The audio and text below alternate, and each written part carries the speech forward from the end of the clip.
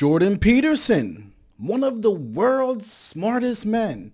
But why does he keep losing every debate? The Psychology Book Club. I'm your host, RJ Roger, and what we're going to talk about today is Jordan Peterson. He has a new book that's in stores now, We Who Wrestle with God. Now, I haven't read the book yet, but I am looking forward to reading it. And the reason that I'm talking about Jordan Peterson today is in preparation for reading the book, I've been watching many of his past debates on the subject. Now, I recently just completed watching his debate with Sam Harris, a popular atheist, and I believe his most recent one is his debate with Richard Dawkins. Now, anyone who doesn't know who Richard Dawkins is, he's probably the world's most famous atheist. These debates that he has been having with two prominent atheists, you might say, oh, this is a simple discussion. Jordan Peterson is one of the most intelligent people on earth. Some people actually say he's the smartest man on earth. And typically people with analytical ability like Jordan Peterson, they're not typically fervent believers in biblical text, but Peterson is. Peterson introduces a very interesting concept that I've never heard anyone else present. The concept of truth.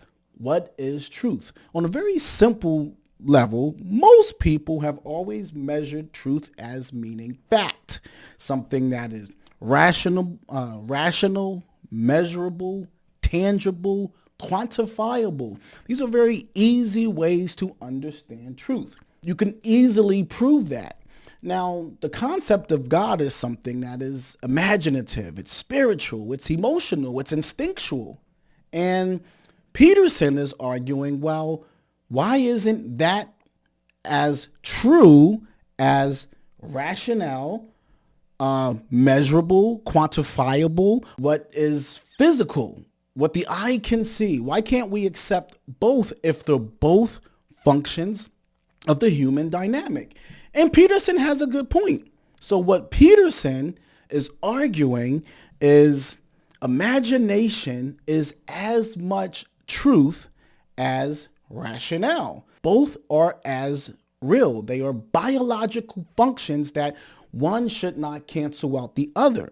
So one's spiritual beliefs in Christianity or God for that matter is, even though it's not something that's quantifiable, we can't hold God up and say, look, here he is, or God did this to me. But the concept of the instinctual, emotional relationship that one can have with the unseen is true because it's happening from the truth of our biological makeup. Now, that is a good point. But how do you argue two things from two completely different definitions of truth?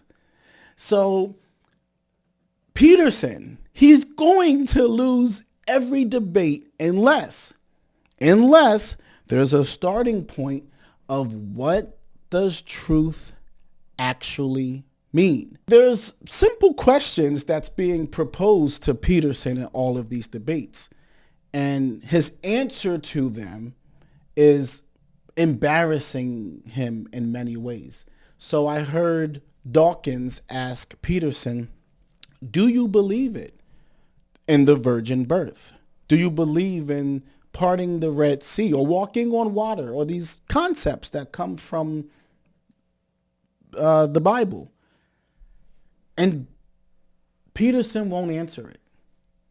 He will literally avoid answering the question. And that's an embarrassment to a large audience that is watching.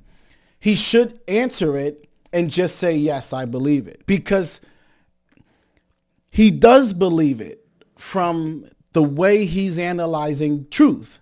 But when he says, well, and then they stump him on the questions when they say, do you believe it in the literal sense?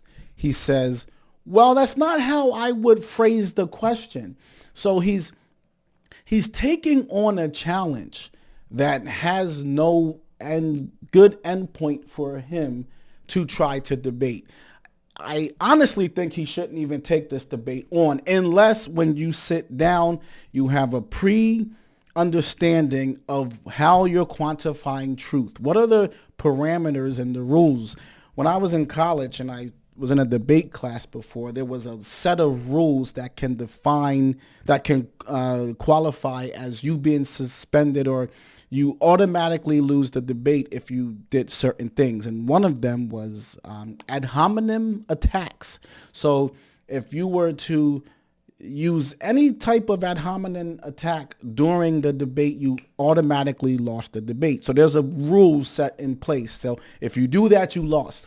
The problem with these debates between Peterson and Harris, or Peterson and Dawkins, is that the parameters are not set for Peterson to be victorious, because you can't prove nothing that he's saying because it's imaginative, it's emotional, it's instinctual, it's all these things that you can't prove in the physical sense through the physical eye. But I will also add, Peterson is making his life a lot harder in these debates, because if you ask me two questions, why is Dawkins and Harris so easily defeating Jordan Peterson in these debates? Simplicity. They speak and give you simple, clean, clear answers. When you can answer something quickly, easy, short sentence, basic words, it's easy for the audience to understand what you're saying, and hence they will subscribe to whatever position that you're taking. The reason that Peterson is losing the debates is he's overeducated. He speaks in an overeducated manner. He's speaking in a word salad.